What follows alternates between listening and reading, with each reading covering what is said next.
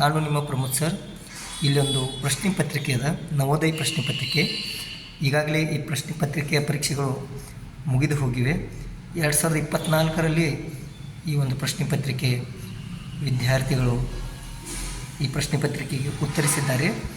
B ಸೀರೀಸ್ದಲ್ಲಿ ಈ B ಸೀರೀಸ್ದಲ್ಲಿ 37ನೇ ಪ್ರಶ್ನೆ ಏನಪ್ಪ ಅಂದ್ರೆ, 5ನೇ 13 ಪಡೆಯಲು 13ನೇ 5ಕ್ಕೆ ಯಾವ ಭಿನ್ನರಾಶಿಯನ್ನು ಕೂಡಿಸಬೇಕು?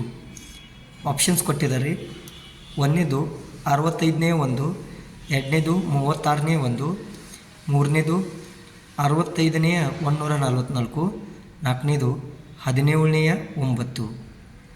ಬನ್ನಿ ಈ ಪ್ರಶ್ನೆಯನ್ನು ನಾವು ಬಿಡಿಸಲು ಪ್ರಯತ್ನಿಸೋಣ. ಇದೇ ಪ್ರಶ್ನೆಯನ್ನು ನಾನು ಈಗ ಈ ಗ್ರೀನ್ ಬೋರ್ಡ್ ಮೇಲೆ ಬರೆದಿದ್ದೀನಿ.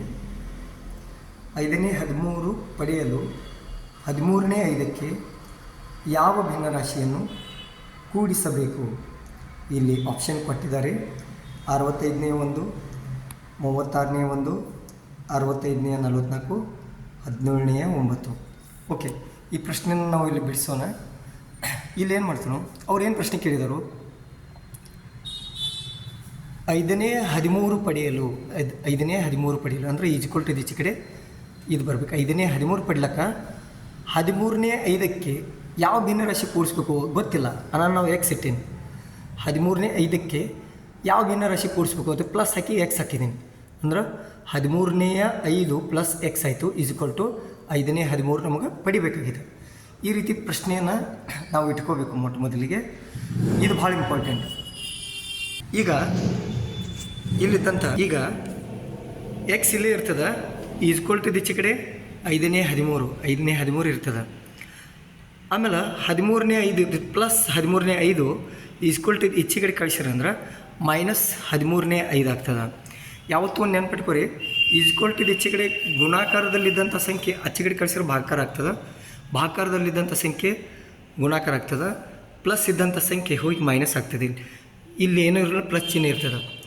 ಈ ಪ್ಲಸ್ 13ನೇ 5 ಈಜ್ಕೊಲ್ ಟು ಈಚೆ ಕಡೆ ಹೋಯ್ತಂದ್ರೆ ಮೈನಸ್ 13ನೇ 5 ಹಾಗಾದ್ರೆ 5ನೇ 13 ಮೈನಸ್ 13ನೇ 5 ಇದ್ರ ಲಸ ಕಂಡು ಹಿಡಿಬೇಕು ನಾವು. ಯಾತ್ರದ 5ನೇ 13 ಲಸ ಕಂಡು ಹಿಡ್ಬೇಕು. ಯಾಕಂದ್ರೆ ಇವೆರಡು ಕಳಿಬೇಕಾದ 5ನೇ 13 ಮೈನಸ್ 13ನೇ 5 ಕಳಿಬೇಕಾದ್ರೆ 5 ಹಾಗೂ 13ರ ಲಸ ಕಳಿಬೇಕು. ಲಸ ಕಂಡು ಹಿಡಿಬೇಕು.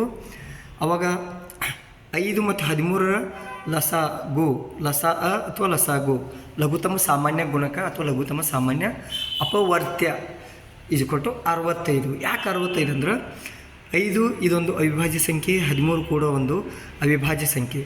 ಪರಸ್ಪರ ಅವಿಭಾಜ್ಯ ಸಂಖ್ಯೆಗಳಿದ್ದಾಗ ಇವುಗಳ ಗುಣಾಕಾರವೇ ಅವುಗಳ ಲಸ ಆಗಿರ್ತದೆ. 65 ಬಂದದ.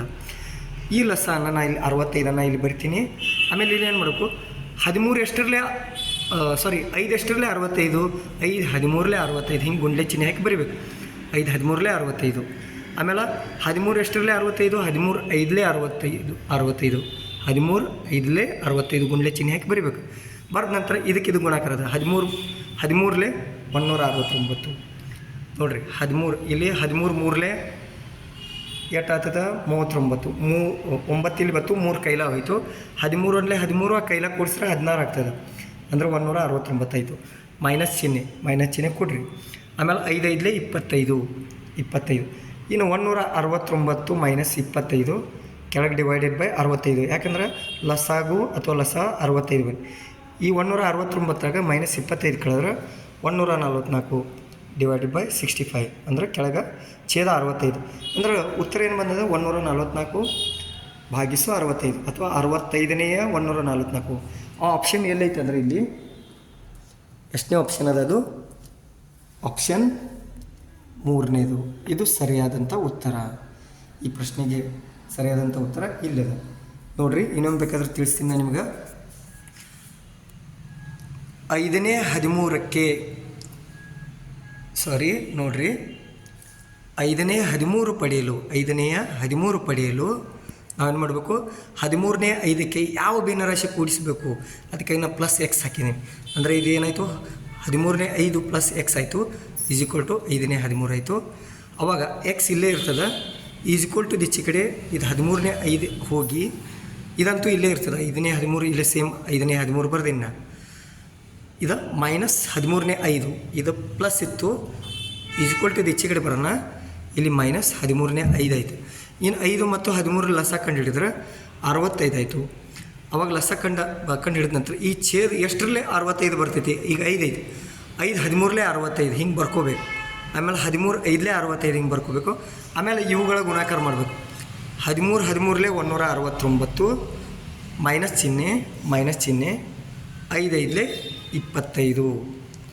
ಹಿಂಗೆ 169ರಾಗ 25 ಹೋಯಿತು. ಕೆಳಗೆ ಛೇದ 65 ಯಾಕಂದ್ರೆ ಲಸಾಗು ನಮ್ಮದು 65 ಕಳೆದ್ರೆ 144 ಡಿವೈಡೆಡ್ ಬೈ 65 ಅಂದರೆ 65ನೇ 144 ಅಂಶ 144 ಛೇದ 65 ಬಂತು. ಈ ಉತ್ತರ ಇಲ್ಲದ ಇದು ಸರಿಯಾದಂಥ ಉತ್ತರ. ಎಲ್ಲರಿಗೂ ಈ ಪ್ರಶ್ನೆಯ ಉತ್ತರ ತಿಳಿದಿರ್ಬೋದು ಅಂಥೇಳಿ ನಾನು ಇಚ್ಛೆ ಪಡ್ತೀನಿ. ಮುಂದೆ ಇದೇ ರೀತಿ ನಾವು ಹೊಸ ಹೊಸ ನವೋದಯ ಮುರಾರ್ಜಿ ಇಂತಹ ಸ್ಪರ್ಧಾತ್ಮಕ ಪರೀಕ್ಷೆಗಳ ಕುರಿತಂತಹ ಹಲವಾರು ಪ್ರಶ್ನೆಗಳಿಗೆ ಉತ್ತರಿಸಲು ಪ್ರಯತ್ನಿಸೋಣ. ನಿಮ್ಮ ಮಗುವಿನ ಒಂದು ಉತ್ತಮ ಅಥವಾ ಉಜ್ವಲ ಶೈಕ್ಷಣಿಕ ಭವಿಷ್ಯಕ್ಕಾಗಿ ನಮ್ಮ ಜ್ಞಾನಭಕ್ತಿ ಒಂದು ತರಬೇತಿ ಕೇಂದ್ರಕ್ಕೆ ತಾವೆಲ್ಲರೂ ಪ್ರವೇಶ ಪಡೆಯಬೇಕು ಅಂತ ನಾನು ನಿಮ್ಮಲ್ಲಿ ವಿನಂತಿಸ್ಕೊಳ್ತೀನಿ. ಧನ್ಯವಾದಗಳು. Thank you.